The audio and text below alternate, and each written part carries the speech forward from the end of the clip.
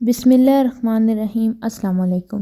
ایک بادشاہ نے ایک دن اپنا محل سجایا، پھر سب درباریوں کو اکٹھا کیا اور اپنے سارے خزانے سجاوٹ کے لیے رکھ دیے۔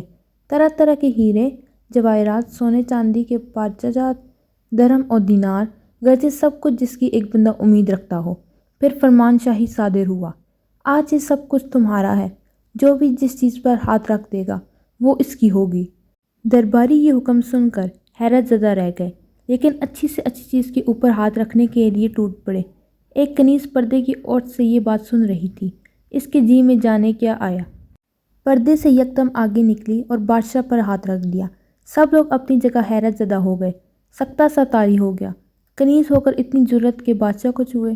بادشاہ نے پوچھا، تو نے یہ حرکت کیوں کی؟ جس پر وہ ادب سے بولی، آپ ہی نے تو کہا تھا آج جو بھی جس چیز پر ہاتھ رکھ دے وہ اس کی، تو میں نے آپ پر ہاتھ رکھ دیا، کیونکہ جس کے آپ ہو گئے یہ ساری چیزیں تو اس کی ویسی ہی ہوں گی۔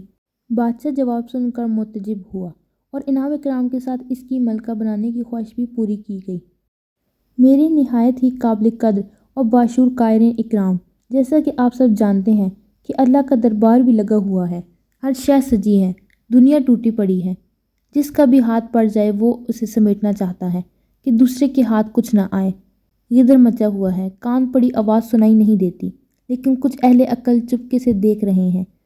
دنیا دربار والی چیزوں کی طرف لپک رہی ہے اور وہ دربار والے کی طرف لپک رہے ہیں کہ وہ جس کا ہو گیا ساری دنیا اس کی ہو گئی۔